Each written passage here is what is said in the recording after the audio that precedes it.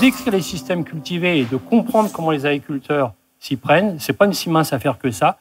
Et rien que ça, c'est un petit peu une révolution intellectuelle sur la façon d'envisager le conseil. J'avais l'impression de connaître certains agriculteurs avec lesquels je travaille.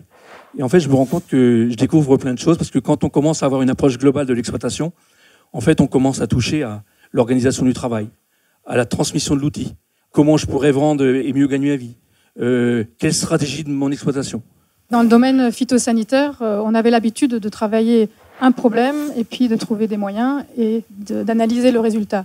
Là, il faut vraiment qu'on apprenne à regarder la production dans son ensemble. Et du coup, on a besoin aussi d'avoir des indicateurs qui nous permettent d'évaluer ce système. Et je pense que notre travail principal dans le projet, c'est ça, c'est de savoir qu'est-ce qu'il faut qu'on mesure, comment. Mais avant, je parlais beaucoup plus. Maintenant, j'écoute beaucoup plus. J'évite une chose aussi, c'est d'arriver avec des recettes. On est plus dans la réflexion, on est plus dans l'exploration, on est plus dans la découverte. J'étais plus dans une position où le producteur me contactait et je donnais une solution immédiate. Donc une solution unique et curative, on va dire. Et donc maintenant, avec le travail au sein du réseau Défi, je suis beaucoup plus dans une analyse préventive. Donc on va être plus sur l'anticipation de pourquoi ce problème est survenu sur l'exploitation. En fait, aujourd'hui, je m'attache surtout à découvrir la motivation de mon agriculteur, sa vision à lui, ses intérêts, ses contraintes, comment lui voit les choses. Et à partir de là, moi, mon rôle, en fait, c'est de l'accompagner dans sa démarche. Et essayer de l'aider, effectivement, à accomplir ce qu'il veut faire avec les moyens dont il dispose. Alors, effectivement, si je me rends compte que ça va quand même un peu à la catastrophe, j'essaie quand même de lui proposer 2 ou 3 éléments qui lui permettent de réfléchir. Mais c'est d'abord ce qu'il pense, lui, qui est important.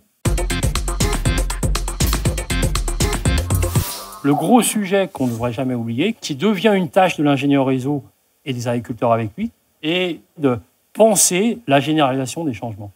Un agriculteur, il n'adaptera jamais un système tel qu'on l'a expérimenté intégralement sur son exploitation. Donc, ce qu'il faut, c'est faire passer l'idée maîtresse qui a précisé la construction du système pour que lui se l'approprie et puisse la mettre en œuvre sur son exploitation.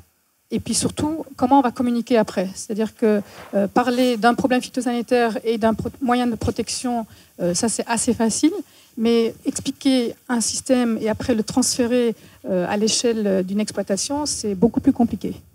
Vous allez avoir des producteurs qui vont être vraiment avant-gardistes et qui vont vraiment vouloir toujours réessayer, aller plus loin ou creuser telle ou telle technique et puis en parler autour. Et puis, il va y en avoir d'autres qui vont être plus sur l'observation et ils vont attendre, en fait, avant de passer à l'acte. Ça va jamais assez vite, hein. On est bien d'accord. Moi, je pensais qu'effectivement, simplement le témoignage et avec un petit peu d'expérience, ça allait le faire. Ben non, ça ne suffit pas. Parce qu'en fait, il faut pratiquer et puis il faut avoir du recul sur tout ça et ce n'est pas toujours le cas, quoi. Donc finalement, ça démarre d'un agriculteur qui est quand même dans une attitude de changement. Et le réseau Défi, c'est un réseau de volontaires, faut-il le rappeler. Et donc en fait, le changement, c'est fait entre eux. Moi, je n'ai fait que faire le lien. On voit que ceux qui sont dans une démarche de changement vont être beaucoup plus forts et vont gagner en technique. Donc ils vont être beaucoup plus autonomes. La plus grosse difficulté, c'est de prendre la décision.